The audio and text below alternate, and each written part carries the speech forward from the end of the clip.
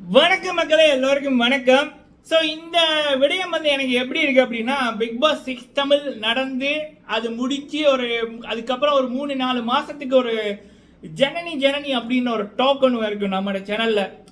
காலை இரவு மதியம் அப்படின்னு இல்லாம தொடர்ந்து ஜனனி மேம் அவர்களை பற்றி அப்டேட் கேட்டுக்கொண்டிருப்பாங்க.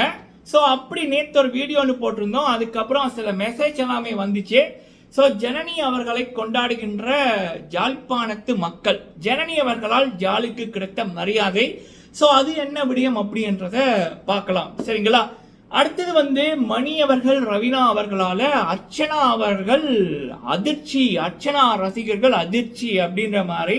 அப்புறம் நம்மளை வச்சு செய்யற சில கூட்டம், அது யாரு அப்படின்ற உண்மையை வந்து நம்ம சொல்லிடலாம். இதன் மூலமே பிஆர் டீம்னா என்ன, பெயிட் போர்ட்ஸ்னா என்ன, இதுக்காக 5 நாட்கள் மெனக்கெட்டு இவ்வளவு விடயங்கள் பண்ணுவாங்களா அப்படின்ற விடயங்களை நம்ம வந்து தெளிவா வந்து பார்க்கலாம். அப்பவே உங்களுக்கு புரியும் பிக் பாஸ் டைம்ல என்ன நடந்திருக்குன்னு. எனக்கே 5 நாள் மெனக்கெட்டு இருக்காங்க, கிட்டத்தட்ட 62 வீடியோ அப்படின்னா, அப்ப நீங்க பிக் பாஸ் டைம்ல என்ன நடந்திருக்கும் அப்படின்றத நீங்க புரிஞ்சுக்கலாம். சரிங்களா? அதை வந்து பார்க்கலாம். ஃபுல்லா பாருங்க, லைக் பண்ணுங்க. ஃபர்ஸ்ட் டைம் வந்திருக்கீங்க அப்படின்னா மறக்காம சப்ஸ்கிரைப் பண்ணுங்க. உங்களுடைய கருத்துக்களை தவறாம சொல்லுங்க. ஓகே, ஃபர்ஸ்ட் வந்து நம்மளுடைய வெற்றி மகள் rising star actress Janani ma'am அவர்கள். வெற்றி மகள் அப்படின்னு மக்கள் ஜனனி மேம் அவர்கள் அழைக்க காரணம் என்ன அப்படின்னா, எந்தவித சப்போர்ட்டுமே இல்லாம, சினிமா பேக்ரவுண்ட் இல்ல, அரசியல் பலம் இல்ல, பண பலம் இல்ல, பிஆர் சப்போர்ட் இல்ல, எந்த பெயிட் போர்ட்ஸும் வைக்கல, பெயிட் பிஆரும் வைக்கல. இப்ப வரைக்கும் அவங்க வாங்குற விருதுகளும் சரி, அவங்களுக்கு கிடைக்கிற ரசிகர்களும் சரி, ஜனனி அப்புறம் ஜனனி அப்படின்ற ஒருத்தங்க அவங்க தானா அச்சீவ் பண்ற வெற்றிகளா இருக்கட்டும், தோல்விகளா இருக்கட்டும், சந்தோஷமா இருக்கட்டும், சோகமா இருக்கட்டும், ஜனனி அப்படின்னு ஒரு தனிநபர் அவங்களுக்கு ரியலா கிடைக்கிற விடயத்துக்கு தான் அவங்கள வந்து வெற்றி மகள் அப்படின்றாங்க, ரைசிங் ஸ்டார் அப்படின்றாங்க. சரிங்களா? ஓகே, அப்படி இருக்கக்குள்ள ஜனனி மேம் அவர்களுக்கு 29 ஜூன் வந்து star icon of India award 7th எடிஷன்ல அவங்களுக்கு ஒரு அவார்ட் கிடைச்சிருக்கு. ஸோ இதை வந்து ஜெய்டின் ப்ரொடக்ஷன் அவர்கள் வந்து நடத்தியிருந்தார்கள். இந்த அவார்ட்ஸ் வந்து பார்த்தீங்கன்னா பெரிய பெரிய நாயகிகள், த்ரிஷா அவர்கள் உட்பட பெரிய பெரிய நாயகிகள் வந்து விருதுகள் வாங்கியிருக்காங்க. ஆரம்பத்தில் ஜனனி அவர்கள் பிக் பாஸ்க்குள்ள போய் சொல்லுவாங்க த்ரிஷா போல வரணும் அப்படின்னு. ஸோ சொன்னதை செய்து காமித்துக் கொண்டிருக்கின்றார் ஆக்ட்ரஸ் ஜனனி மேம் அவர்கள். இவ்வளத்துக்கும் அவங்க தமிழ் சினிமாக்குள்ள போய் 1.5 வருஷம் கூட ஆகல. சரிங்களா? ஓகே, சரி. அப்படி இருக்கக்குள்ள இது வந்து கண்டிப்பா ஜாழ்ப்பாணத்துக்கு மிகப்பெரிய பெருமை, இலங்கைக்கு வந்து மிகப்பெரிய பெருமை. ஏன்னா அந்த காலகட்டத்தில் வந்து பாத்தீங்கன்னா எனக்கு தெரியும் அருண் பாண்டியன் சார் நினைக்கிறேன், அவரும் வந்து இலங்கையை சேர்ந்தவர் தான், ஜாழ்ப்பாணமான எனக்கு தெரியல. எம்ஜிஆர் சார் அவர்கள் மலையகம், அவரும் வந்து இலங்கை தான் இது. பட் யாழ்ப்பாணத்திலிருந்து ஒருத்தங்க வந்து ஹீரோவாவோ ஹீரோயினாவோ லாஸ்ட்லி அவர்களுக்கு முதல் யாருமே வந்து வரல. ஃபர்ஸ்ட் லாஸ்ட்லி அவர்கள், அதுக்கப்புறம் ஜனனி மேம் அவர்கள். பட் லாஸ்ட்லியா தான் கடைசி யாழ்ப்பாணத்து ஹீரோயின் அப்படின்னு சில பேர் வெளிப்படையா பேசியிருந்தாங்க. அதை மாற்றி அமைத்தவர் ஜனனி அவர்கள். அது மட்டும் இல்லாம தளபதி அவர்களோட நடித்து அதுக்கப்புறம் அதுக்கான விருதுகள், இப்போ ஒரு விருது தான் வந்திருக்கு, இன்னும் இந்த வருடம் முடிய இன்னும் 6 மாசத்துக்கு கிட்ட இருக்கு, நிறைய விருதுகள் வரும். சரிங்களா? ஸோ அப்படி அந்த விருது வாங்கி தான் வந்து பிறந்த இடத்துக்கு பெருமை சேர்த்திருக்கார் ஜனனி மேம் அவர்கள். சரிங்களா? ஒரு இலங்கையில ஜாழ்ப்பாணத்துல பிறந்து வளர்ந்து ஒருத்தங்க இந்தியன் சினிமால ஒரு ஆக்ட்ரஸுக்கான விருது வாங்குறது சாதாரண விடயம் இல்லை, அதுவும் இந்த காலகட்டத்தில். அதை ஜனனி அவர்கள் பண்ணியிருக்காங்க. இந்த விருதுகள் எல்லாமே பல நேப்படிசம் கிட்ஸுக்கு கூட கிடைக்கல. சரிங்களா?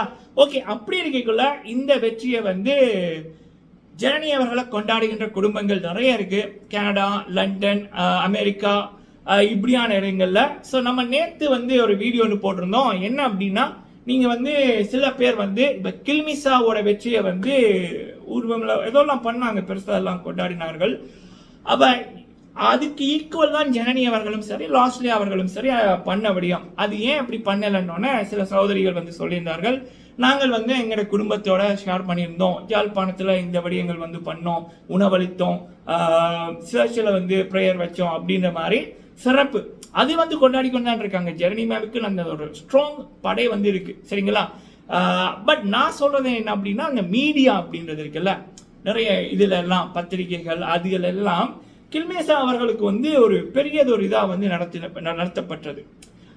அதுக்கு ஈக்குவல் தான் இந்த விடயங்கள். இந்த விடயங்கள் எல்லாம் அவங்களுக்கு தெரியுமா அப்படின்னு அந்த மீடியாவுக்கு அப்படி அந்த பெரிய பெரிய மீடியா இருக்குமில்ல, அவங்களுக்கு வந்து இதெல்லாம் தெரியுமா அப்படின்னு எனக்கு தெரியல, தெரிஞ்சும் தெரியாத மாதிரி இருக்காங்கன்னு தெரியல. ஸோ அப்போ அதைத்தான் நான் வந்து மென்ஷன் பண்ணேன். பட் நம்மளை மாதிரி இருக்கிற சாதாரண நபர்கள், இப்போ ஒரு நிறுவனம் இல்லாமல் நம்ம வந்து சுயமுயற்சியில் நடத்துகிறோம் இல்லை, அந்த நபர்களை விட்டு நான் நிறுவனங்களை தான் சொன்னேன். அப்போ அவங்கெல்லாம் வந்து அவங்களுக்கு வந்து ஒரு பெரிய இதில் வந்து பேனர் வச்சு இதை வச்சு விழா வச்சு இதெல்லாம் பண்ணாங்க, ஏன் இதை பேசலை அப்படின்றத நம்ம வந்து சொல்லியிருந்தோம். சரிங்களா? ஸோ ஓகே, அப்படி இருக்கக்குள்ள பல குடும்பங்கள் ஜனனி மேம் அவர்களுடைய இந்த விருது வாங்கினதை பெருமையா, நாங்கள் பிறந்த மண்ணிலிருந்து வந்த ஒரு பொண்ணு இப்படி பண்ணியிருக்காங்க, நம்ம சகோதரி இப்படி பண்ணியிருக்காங்க அப்படின்னு ரீட் கொடுத்து செலிப்ரேட் பண்ணியிருக்காங்க. கோயில்களில், சர்ச்சுகளில் மெழுதிரியால் கொளுத்தி கொண்டாடியிருக்காங்க. சிறப்பு. சரிங்களா? எகெயின் ஜனனி மேம் அவர்கள் பிக் பாஸ் 6 தமிழில் ஜாலியில் இருந்து ஒரு பெண் வந்தாங்க அப்படின்னு அந்த பேர் அவங்க உள்ளுக்குள்ள இருந்து வெளியில வரும் வரைக்கும் ஜனனி அவர்களை கொண்டாடினார்கள், பெருமையா சொன்னார்கள், நம்ம ஊர் பொண்ணுடா அப்படின்னு. அதை விட அதிகமா இப்ப ஜனனி அவர்கள் பிறந்த மண்ணுக்கு பெருமை சேர்த்திருக்கார்கள். சல்யூட். சரிங்களா? இது வெறும் டீசர் தான். இனிமேல் தான் நிறைய அவார்ட்ஸ் வர இருக்கு. இன்னும் 6 மாசம் இருக்கு இந்த வருடம் முடிய. லியோ வந்து 2023 அக்டோபர் வந்துச்சுல்ல. ஸோ இன்னும் இனிமேல் தான் பெரிய பெரிய விருது விழாக்கள் வரும். அதுல ஜனனி மேமோட பேரும் அவங்களுக்கான விருதுகளும் போகும் அப்படின்றதான் நான் போகும். சரிங்களா? ஸோ பட் என்ன பொறுத்த வரைக்கும் ஃபிலிம் ஃபேரில் அவங்க பெஸ்ட் ஆக்ட்ரஸுக்கான ஒரு அவார்ட் வாங்கணும். கூடிய சீக்கிரம் அவங்க வாங்குவாங்கன்றதான் என்னுடைய எதிர்பார்ப்பு. நிறைய நல்ல படங்கள் நடிக்கிறாங்க, பெரிய பெரிய டைரக்டர்ஸ், பெரிய பெரிய தயாரிப்பாளர்கள் படங்களில் நடிச்சுக்கிட்டு இருக்காங்க. இதெல்லாம் பல பேருக்கு கிடைக்காது. படங்கள் வரைக்குள்ள நான் டீட்டெயிலாக சொல்கிறேன், யார் யார் தயாரிப்பாளர், யார் யார் டைரக்டர் அப்படின்னு. ஸோ ஜனனி மேமோட சம்பவம் இனிமேல் தான் காத்திருக்கு. இது வெறும் டீசர். சரிங்களா? ஓகே, அடுத்தது வந்து மணி ரவீனாவால் அர்ச்சனா ரசிகர்கள் அதிர்ச்சி என்ன அப்படின்னா, மக்களே பிக் பாஸ் 6 தமிழ்ல பாத்தீங்கன்னா 21 பேர் போயிருந்தாலும் பிக் பாஸ் முடிஞ்சதுக்கு அப்புறம் ஒரு நபருக்கு இப்படி வாய்ப்பு கிடைக்குது, ஒரு நபர் இப்படி சினிமாக்குள்ள நடிக்கிறாங்க அப்படின்னு அப்டேட் கொடுக்கப்பட்டது. அப்படின்னா அப்டேட் உண்மையா வந்தது அப்படின்னா ஒரே ஒரு பேர் தான், ஜனனி அப்படின்னு ஒருத்தங்க தான். சரி, அந்த மீதி நபர்களில் வந்து பாத்தீங்கன்னா அசீம், விக்ரமன் அவங்களுடைய அந்த ஃபைட்டு அது வந்து போய் கொண்டு இருந்துச்சு. சரிங்களா? அசீம் அவர்களுடைய வெற்றி வந்து அவர் வந்து கண்டிப்பாக ஒரு game, he's a very good gamer. அவரோட கேம் பிளே பண்ணாரு. அவர் ஜனனி அவர்களிடம் பேசினது எனக்கு பிடிக்கல. மற்றும்படி அவருடைய கேம் வந்து வேற மாதிரி இருந்துச்சு. சரிங்களா? அவர் வந்து போராடி அவருக்கான வெற்றியை அவர் எடுத்தார். அவருடைய ஆட்டம் எனக்கு பிடிச்சது. சீசன் 6ல் அசீம் அவர்கள் ஹி டிசர்வ் இட். ஸோ அதனாலேயே அந்த சீசன் 6 முடிஞ்சதுக்கு அப்புறம் ஜனனி, அசீம், விக்ரமன் இந்த 3 பேரும் தான் பேசப்பட்டது. அதுல வாய்ப்புகள் குவிந்தது ஜனனி அவர்களுக்கு மட்டும்தான். இங்க பிக் பாஸ் சீசன் 7ல வந்து அர்ச்சனா அவர்கள் உள்ளுக்குள்ள இருக்கக்குள்ள மக்களே 4 கிழமை மனுஷன் பிரதீப் அவர்கள் வந்து உயிரை கொடுத்து கேம் பிளே பண்ணியிருப்பாரு. பிரதீப் அவர்கள் கேம் பிளே பண்ண அளவுக்கு தமிழ் பிக் பாஸ்ல, இது தமிழ் என்ன சவுத் பிக் பாஸ்ல யாருமே பிளே பண்ணல. ஹிந்தி நான் பார்க்காதபடி எனக்கு தெரியாது. சரியா? இதை பெரிய பெரிய நபர்களே சொல்லியிருப்பாங்க. நாங்கள் எல்லாம் என்னடா பிளே பண்ணோம் அப்படின்னு சொல்ற அளவுக்கு பிரதீப் கேம் பிளே பண்ணியிருக்காருன்னு. அது மட்டும் இல்லாமல் மக்களிடம் அவரை வந்து ஒரு மகனா பார்க்க ஆரம்பித்தார்கள் பல தாய்மார்கள். அவருக்கு முதுகு விஜயவர்மா தூக்கி போட்டு, அவருக்கு முதுகு பிஞ்சு தையல் போட்டு அப்படின்னு பிரதீப் அவர்களே 4.5 லட்சம் ஓட் தான் எடுத்தாங்க. ஒரு வீக்கில் பிரதீப்புக்கு 4.5 லட்சம் ஓட் வந்துச்சுன்னா 2வது இடத்துல இருப்பவங்களுக்கு 80,000 70,000 ஓட் தான் வரும். ஆனால் இந்த அம்மா அர்ச்சனா வர்றாங்க, 5வது வீக்கு வர்றாங்க, 28வது நாள் வர்றாங்க, 29 திங்கட்கிழமை நாமினேஷனுக்கு போறாங்க. வித்தின் அவங்க உள்ளுக்குள்ள வந்து வித்தின் 12 ஹவர்ஸுக்குள்ள அவங்களோட பேர் நாமினேஷன்ல வருது. இந்த அம்மா ஒன்றுமே பண்ணல. அந்த வீக் ஃபுல்லா அர்ச்சனா என்ன பண்ணிருப்பாங்கன்னா அழுவாங்க, மூச்சு திணறல் வரும். பிக் பாஸ் கிட்ட வந்து ஒரு நாளைக்கு 5 தடவைக்கு கிட்ட போவாங்க. இதுக்கு முதல் எந்த கோட்டேஷனுக்கு பிக் பாஸ் அப்படி வாய்ப்பு வழங்கல. மெடிக்கல் ரூமுக்குள்ள 5 தடவை கிட்ட போவாங்க ஒரு நாளைக்கு. சரியா? அப்படி பண்ண அர்ச்சனாவுக்கு அந்த 5 நாள்ல 5,40,000 ஓட்டு ஃபர்ஸ்ட் வீக் எப்படி வந்துச்சு? எப்படி வந்துச்சு? சரி, இப்படி இருந்த அர்ச்சனா, அம்பி மாதிரி இருந்த அர்ச்சனா பிரதீப் வெளியில போனதுக்கு அப்புறம் வேற மாதிரி மாறுவாங்க, அந்நியனா மாறுவாங்க. அவங்க மாயாவோட சண்டை பிடிச்சதே வந்து பிரதீப்புக்கு நீ அநியாயம் பண்ணிட்ட, ஒருத்தனோட வாழ்க்கையை அழிச்சிட்ட அப்படின்னு மாயாவை குறை சொல்லித்தான் இவங்க ஆரம்பிச்சாங்க. சவுண்ட குறை அப்படின்னு பிரதீப்புக்காக. அதனால பிரதீப் ஃபேன்ஸோட ஓட்டும் இந்த ஓட்ஸோட சேர்ந்துது. அப்ப அசைக்க முடியாத அளவுக்கு போயிட்டாங்க. மக்களோட கணிப்பு அப்படி இருந்ததுன்னா பிரதீப்புக்கு துரோகம் செய்த யாருமே அந்த டைட்டில் மேல கை வைக்க கூடாதுங்க. நானும் அப்படித்தான் சொன்னேன். பிரதீப் அர்ச்சனாவோட வெற்றி பிரதீப்போட வெற்றின்னு சொல்லித்தான் இவங்களுக்கு நான் ஓட்ட எடுத்தேன். பிரதீப்போட பேரை வச்சுதான் ஓட்ட எடுத்தேன். என்னோட வீடியோக்கள் அதுக்கு ஆதாரம். யார் யார் ரெட் கார்டு தூக்குனாங்களோ அவங்கள நம்ம வச்சு செஞ்சோம். எல்லா ரிவ்யூஸும் வச்சு தான் செஞ்சாங்க. ஆனால் நான் எந்த கெட்ட வார்த்தையும் நான் பேசல. அது என்னோட பிறப்பில் இல்லை. சரியா? சரி, அப்படி இருக்கக்குள்ள இந்த அர்ச்சனா அவர்கள் அதுக்கப்புறம் ஷோ முடியறதுக்கு ஒரு 2 கிழமை இருக்கு. அப்படியே ரெமோவா மாறுவாங்க. மாயாவோட ஃப்ரெண்ட்ஷிப் வேணும், மாயா என்னுடைய இன்ஸ்பிரேஷன், மாயா அயன் லேடி அப்படின்ற மாதிரி சொல்லுவாங்க. ஷோ முடியறதுக்கு 10-13 நாள் இருக்கு. சரி, நான் பார்த்தேன் இந்த அம்மா வெளியில போனதுக்கு அப்புறமாவே மாயா அவ்வளோ பண்ணியிருக்குல்ல இந்த அம்மாக்கே, சரி திரும்பி மாறிடுவாங்க அப்படின்னா பிக் பாஸ் கொண்டாட்டம் 3 மாதம். பிக் பாஸ் முடிஞ்சு 3 மாதத்துக்கு அப்புறம் பிக் பாஸ் கொண்டாட்டம்.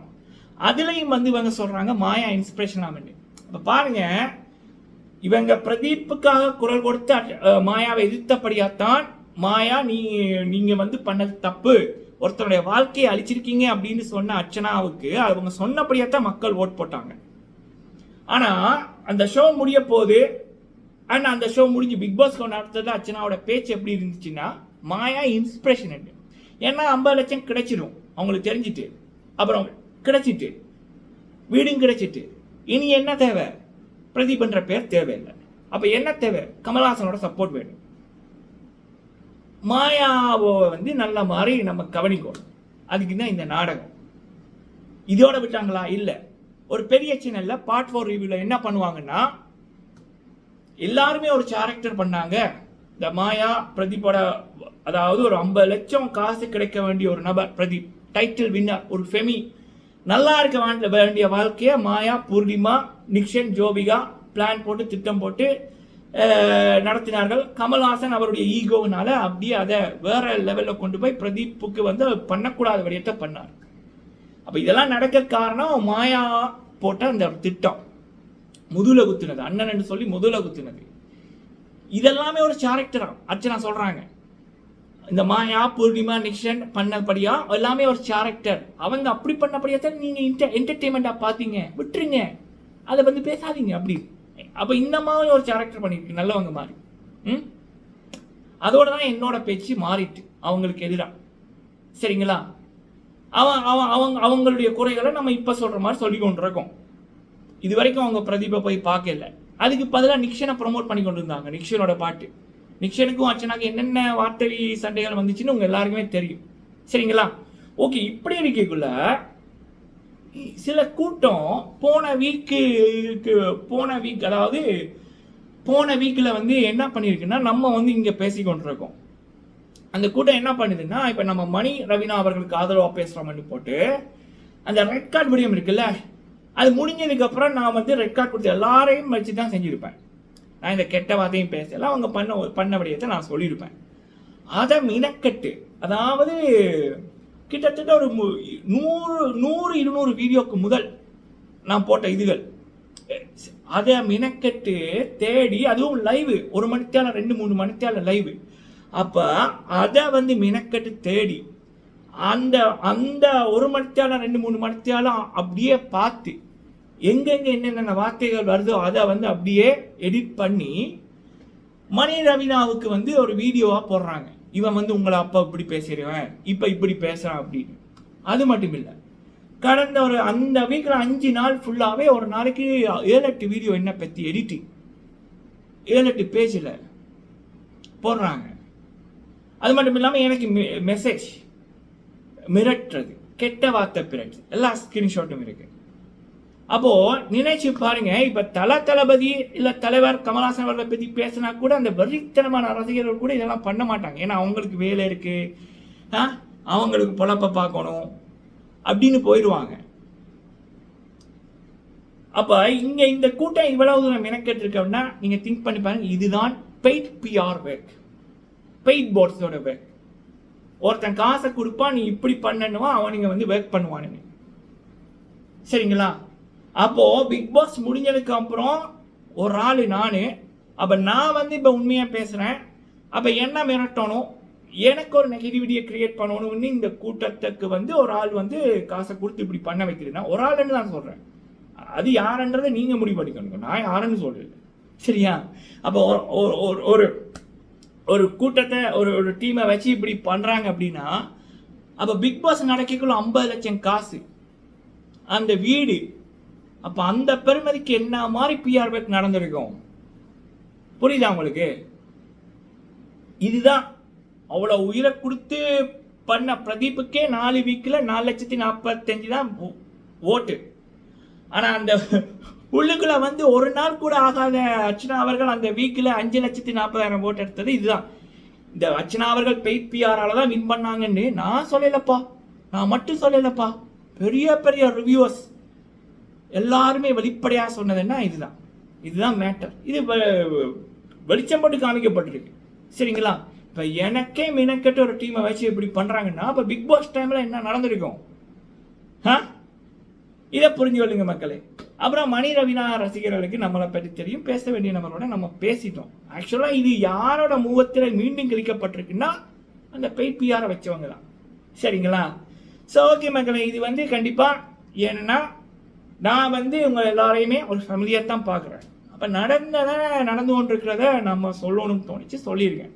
நீங்கள் உங்களுடைய கருத்துக்களை சொல்லுங்கள். வீடியோ பிடிச்சிருந்தா லைக் பண்ணுங்கள். எப்பயுமே ஒன்று சொல்கிறேன், லாஸ்ட்லி அவர்கள் 2019 வந்தாங்க, இப்பயும் லாஸ்ட்லி அவர்கள் ஒரு வீடியோ போட்டாலோ இல்லை அவங்க போன வருஷம் ஒரு ஆல்பம் பண்ணியிருப்பாங்க, 2 மில்லியன் வியூ என்னவோ, அப்படி மில்லியன் வியூக்கள் வருது அப்படின்னா அதுக்கு காரணம் லாஸ்ட்லி அவர்கள் வந்து பிக் பாஸ்ல இருந்து போய்க்குள்ள அவங்களுக்கு 20,000 என்னவோ தான் ஃபாலோவர்ஸ், வெளியில வரைக்குள்ள 1.1 மில்லியன் ஃபாலோவர்ஸ். இது எல்லாமே பிஆர் டீம் இல்லாமல் லாஸ்ட்லி அப்படின்ற ஒரு நபருக்காக, எந்தவித இன்ஃப்ளூயன்ஸும் இல்லாமல் லாஸ்ட்லியாவுக்காக வந்த கூட்டம். அதே மாதிரி தான் ஜனனி அவர்களுக்கும் பிக் பாஸ்குள்ளே போகும்போது அவங்களுக்கு 40K 50K 40K என்னவோ ஆகும் இன்ஸ்டாகிராமில், எனக்கு தெரியல. வெளியில் வரைக்குள்ள 250K என்னவோ, அதுக்கப்புறம் இப்போ 700K வரப்போகுது. இதெல்லாமே ஜனனி அப்படின்னு ஒரு நபர் அவங்களுடைய நல்ல மனசு அவங்களுடைய திறமைக்கு வந்தது.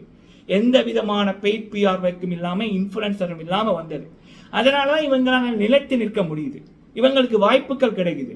ஆனால் இதுவே பெய்ட் பிஆரை வச்சா இப்படி ஒரு 4-5 பேரை வச்சு என்னை பற்றி பெருமையாக பேசு, என்னை பற்றி எவனாவது நெகட்டிவிட்டி பேசுனா அவனை மிரட்டு, அவனை வந்து அசிங்கப்படுத்து, அவன் இப்படி பண்ணுன்னு இன்னொருத்தனுக்கு காசு கொடுத்துட்டு பண்ணத்தான் முடியும். வீட்டுக்குள்ளே இருக்க வேண்டியதான். அப்டேட் வரும்ன்ற வராது. எதுக்கு இந்த பழப்பு? ஸோ ஓகே மக்களை, நீங்கள் உங்களோட கருத்துக்களை சொல்லுங்கள். வீடியோ பிடிச்சா லைக் பண்ணுங்கள். நன்றி.